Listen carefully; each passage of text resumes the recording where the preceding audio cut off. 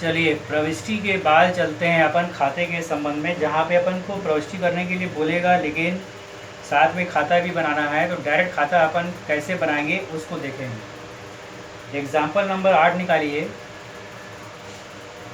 Example number 8 में दिया हुआ है, देखोगे ए तथा बी क्रमशः 3:2 के अनुपात में साझेदार हैं। 31 दिसंबर 2017 को उनका चिट्ठा दिया हुआ है। निम्न प्रकार चिट्ठा है। चिट्ठे में दायित्व और राशि, संपत्ति और राशि दोनों पक्षों का विवरण दिया हुआ है। फिर नीचे समायोजन लिखा हुआ है। उस समायोजन को हमको ध्यान में रखते हुए और चिट्ठे को ध्यान में रखते हुए काम करना है। अगर थोड़ा भी चूक गए तो हमारा काम फिर नहीं होगा। हर मद से यहाँ पे हमारा मतलब है। देखो चिट्ठा में दिया है रोकड़, अन्य संपत्तियाँ, विनियोग। तो बताया था जब भी यहाँ पे संपत्ति पक्ष का मद है, संपत्ति खाता बंद करेंगे अपन, तो पहला एंट्री होता है वसूली विकलन टू संपत्ति। क्या एंट्री होता है? वसूली विकलन टू संपत्ति। और जब संपत्ति खाता बंद करेंगे तो रोकड़, बैंक में रोकड़, इसका लेखा नहीं होता, इसका हस्तांतरण नहीं होता है, ध्यान रखना है। तो ऐसी दशा में रोकड़ को छोड़ दोगे। रोकड़ छोड़ने के बाद अन्य संपत्ति और विनियोग है, जिसके लिए क्या प्रविष्टि होगा? वसूली विकलन, संपत्ति खाता बंद करना है। विकलन पक्ष, संपत्ति को उठाकर पहले कहाँ ले जाना है? हमको विकलन पक्ष में ले जाना है। तो इसके लिए प्रविष्टि होगा वसूली खाता विकलन टू अन्य संपत्तियाँ टू विनियोग, यानी अन्य संपत्ति और विनियोग को उठाकर वसूली खाते के विकलन पक्ष में ले जाना है। पहला काम हमेशा करना है, ठीक है। तब यहाँ पे लिखेंगे अन्य संपत्तियाँ टू,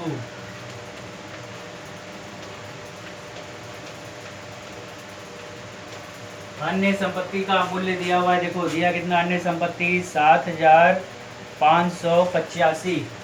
अन्य संपत्ति लिखेंगे अपन 7,585, पहला काम, ठीक है। फिर देखो आगे दिया है अन्य संपत्ति के बाद विनियोग टू विनियोग।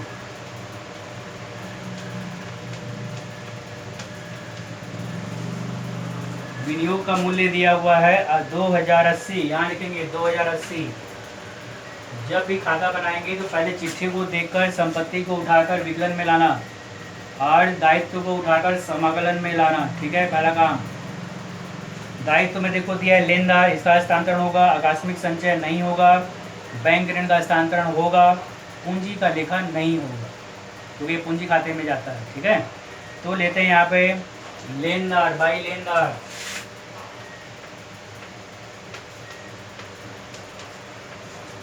लेनदार के अमाउंट दिया हुआ है, देखोगे 528। तो लिख देना लेनदार 528। लेनदार के बाद आकस्मिक संचय का लेखा नहीं होगा। बैंक ऋण,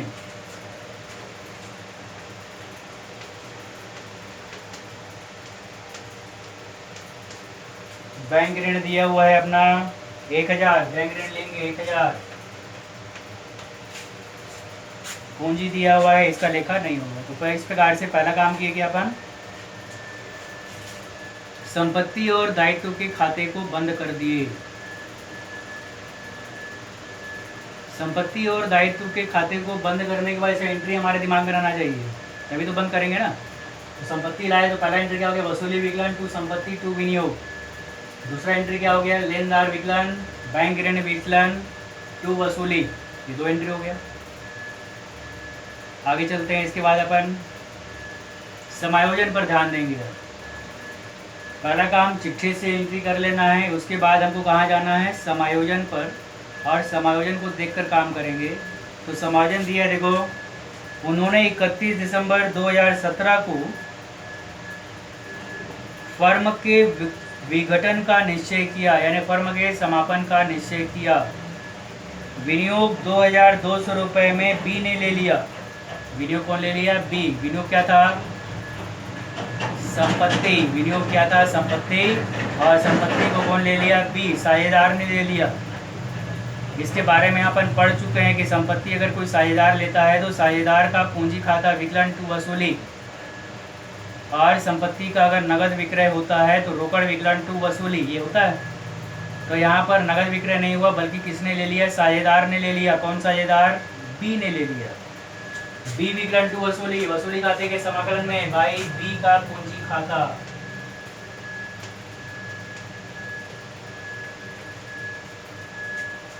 और अमाउंट दिया है कि देखो यहाँ पर विनियोग को 2200 रुपए में बी ने ले लिया। 2200 में जितने में लेगा, जितने मूल्य में लेगा उसी मूल्य का ही लेखा करना है। कितने का था उससे मतलब नहीं है, वो 5000 का था, 10,000 का था, उससे मतलब नहीं, उसका एंट्री बंद करते समय कर दिए, लेकिन जितने मूल्य पर लेगा उसका लेखा हमको यहाँ पर करना है।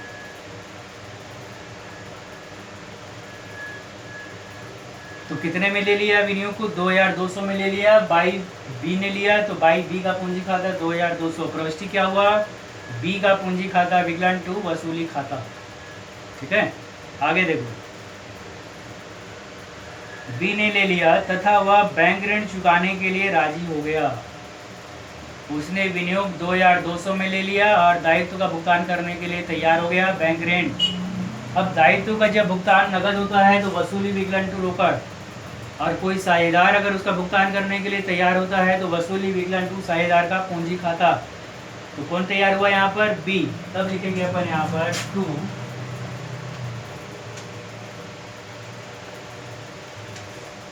बी का पूंजी खाता। और बैंक ऋण का अमाउंट नहीं दिया है तो जितना अमाउंट दिया था, अगर अमाउंट देता है कि इतने में भुगतान किया तो उसको लिखना है, नहीं दिया है तो चिट्ठे में जो अमाउंट है उस अमाउंट को लेकर चलना है। चिट्ठे में जो अमाउंट है उस अमाउंट को लेकर चलना है। तो बैंक ऋण का अमाउंट कितना था हमारे पास, 1000। तब लिखेंगे अपन यहाँ पर टू बी का पूंजी 1000। आगे बात समझ में। अब देखो आगे, रोकड़ के अलावा, रोकड़ को छोड़कर, रोकड़ के अलावा शेष संपत्तियां 6900 रुपये में बेच दी गई, मतलब नगद बेच दी। जब संपत्ति को नगद बेचेंगे तो एंट्री होता है रोकड़ खाता विकलन टू वसूली खाता। क्या एंट्री होता है, रोकड़ खाता विकलन टू वसूली खाता। वसूली समाकलन में आया तो हमको समाकलन में जाना है, और क्या लिखेंगे यहाँ पर, बाई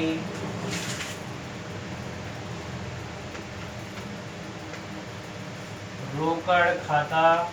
और क्या बोला है, अन्य संपत्तियों कितने में बेच दिया गया, 6900 रुपये में बेच दिया गया। तब लिखेंगे अपन यहाँ पर 6900, क्या लिखेंगे, 6900, जितने बेचा है वो। आगे यहाँ तक क्लियर हो गया। इसके बाद आगे और बढ़ते हैं समायोजन में, क्योंकि समायोजन को देख कर ही हमको खाता बनाना है। अगला बोलता है विघटन के व्यय 110 रुपये हुए। विघटन व्यय यानी दायित्व, और कितने का विघटन व्यय हुआ बोलता है, तो 110 रुपये का विघटन व्यय हुआ। दायित्व पक्ष में जाएगा, उसके लिए प्रविष्टि होता है वसूली विकलन टू रोकड़। तो वसूली खाते के विकलन में आ जाओ। विकलन में क्या लिखेंगे अपन यहाँ पे, टू रोकड़ खाता 110। कितने का व्यय हुआ, विघटन व्यय 110 रुपये का व्यय हुआ। लेनदारों को 503 रुपये में पूर्ण भुगतान कर दिया गया।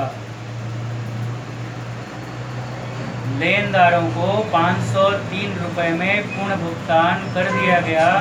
तो लेनदार बोलते ही हमारे दिमाग में आता है लेनदार यानी दायित्व, और जब दायित्व का भुगतान होता है तो एंट्री होता है वसूली विकलन टू रोकड़। वसूली विकलन टू रोकड़, वसूली विकलन में आया, विकलन पक्ष में आएंगे, और क्या लिखोगे यहाँ पे, टू रोकड़। टू रोकड़ लिखने के बाद कितने में भुगतान कर दिया गया, 503 रुपये में भुगतान कर दिया गया। जर्नल के लेखे कीजिए ऐसा बोला है, तो जर्नल के लेखे को करना है आप लोग को। मैं सीधा खाता में आ गया, बात समझ आ गया। अब इसमें क्या लाभ हुआ कि हानि हुआ, उसकी गणना हमको करना है। लाभ हानि की गणना करने के लिए क्या करेंगे अपन, यहाँ पर दोनों पक्षों का योग लगाएंगे। जिसका योग अधिक रहेगा उसके योग में से कम को घटाएंगे तो लाभ होगा या हानि होगा। आगे बात समझ में। तब इसका योग लगा के देख लो पहले रफ में कितना योग आता है।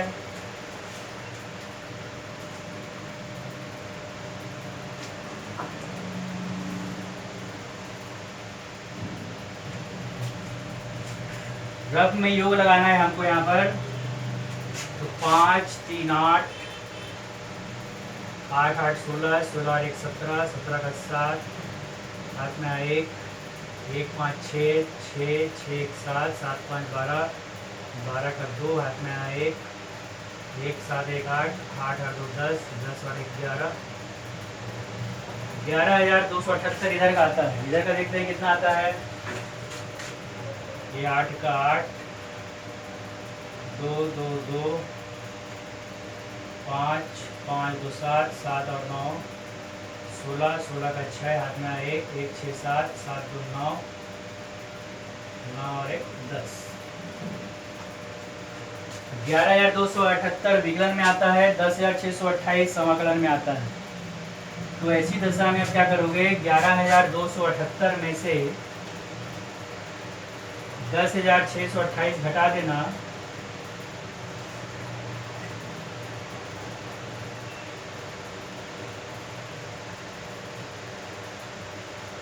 तो 650 रुपये हमारा क्या निकल जाएगा, हानि। क्या निकल जाएगा, 650 रुपये हानि निकल जाएगा।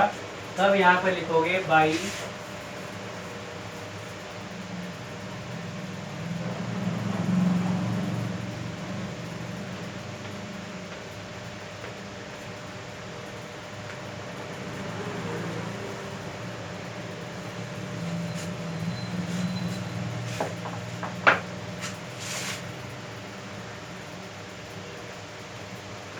वसूली पर हानि 650 ऐसे लिख देना पहले, और फिर ए और बी, टोटल 11,278, दोनों तरफ योग बराबर हो जाएगा। घटाने पर हानि निकला हमारा 650 रुपया। तो यहाँ लिखेंगे बाई वसूली पर हानि 650, और इस 650 रुपये को ए और बी के पूंजी खाते में क्या कर देना है, उसके अनुपात में बांट देना है। ए और बी का अनुपात दिया हुआ है 3:2। कितना दिया अनुपात, 3:2। तो 650 गुणे 3/5, जब बांटोगे रफ में बांटना, 650 गुणे 3/5 बांटेंगे तो 5 से 5 एकम 5, फिर 5 एकम 5 1 15, 5 3 15, 0 130, और गुणे 3 3 0 0, 3 3 9, और 3 0 0, 3 5 15 का 5, हाथ में 1,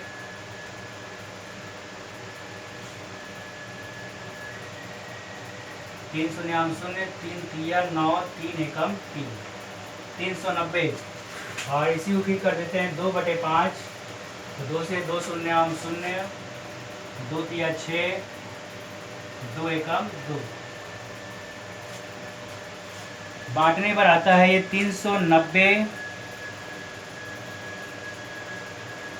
और 260, दोनों का योग लगाते हैं तो हमारा निकल जाता है ये 650 रुपया। कितना निकल जाता है ये, 650 रुपया। और इस प्रकार से ये विकलन बाई वसूली पर हानि लिख के ए और बी के बीच में क्या करना है, हमको इसको यहाँ पर बांट देना है। इस प्रकार से हमारा ये वसूली खाता कंप्लीट हो जाता है। आगे क्वेश्चन में वसूली खाता बनाने के बाद अगर बोलेगा पूंजी खाता बनाइए, तो हमको यहाँ पे पूंजी खाता किस प्रकार से बनाना है वो भी देख लेना है। देखिए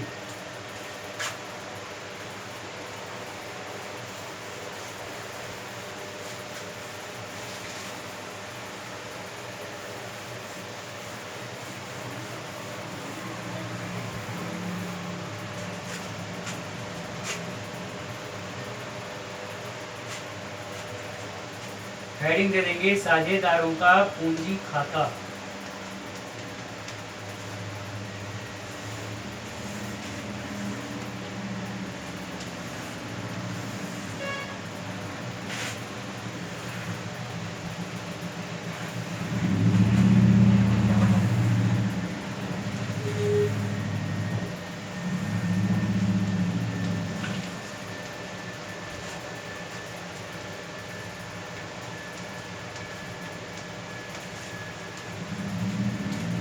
विवरण ए बी, विवरण ए बी, इस प्रकार से कॉलम बना लेना।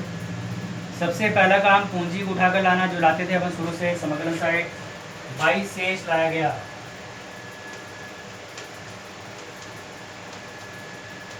पूंजी दिया हुआ है, देखोगे ए और बी का, ए का 6000, बी का 2000।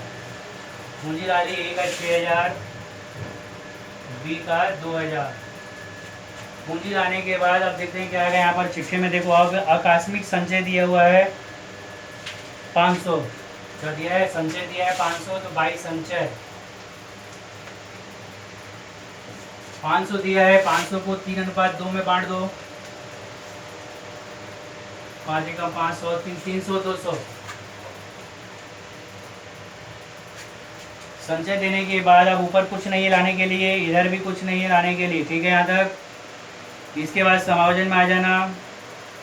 फर्म के विघटन का निश्चय किया, विनियोग 2200 में बी ने ले लिया। जब बी ने विनियोग लिया था तो अपन प्रविष्टि किए थे बी का पूंजी खाता विकलन टू वसूली खाता,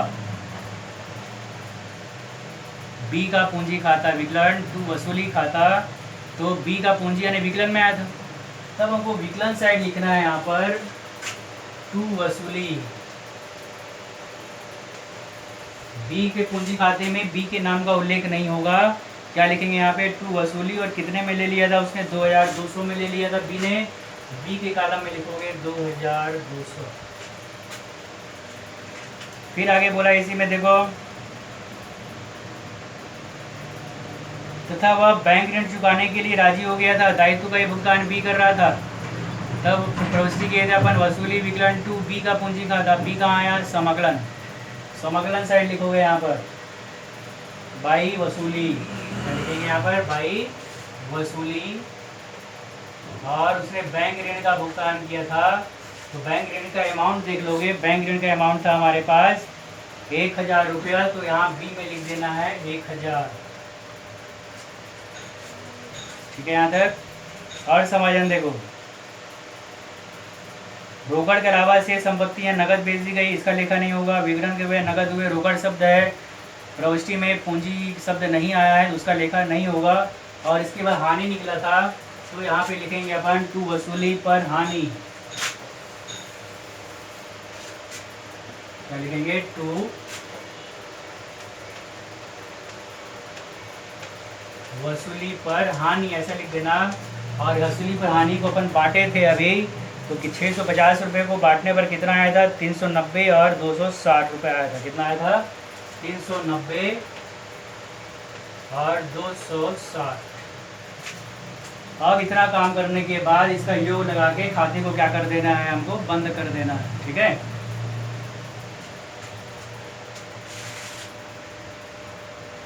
तो ऊपर 2 लाइन जगह छोड़ देना, 2 लाइन जगह छोड़ने के बाद इसका योग लगाएंगे। इसका कितना होता है, 6300, 2000, 1000, 3200। 6300 में 390 घटा दो। बंद करने के लिए यहाँ क्या लिखेंगे अपन, रोकड़ खाता। 6300 माइनस 390, 0 का 0, 10 में 9 गया 1, 12 में 3 गया 9, और ये बच गया 5, 5910। फिर 3200 में से इसका योग लगाते हैं तो कितना हो जाता है, 2200 और 200 यानी 2460।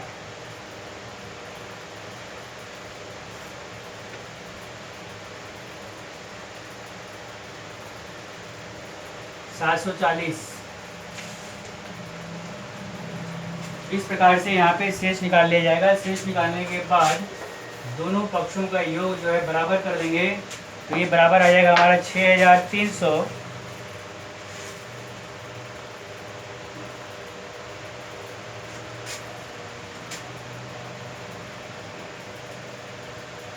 इसका योग लगाएंगे 6300 और इसका योग लगाएंगे 3200।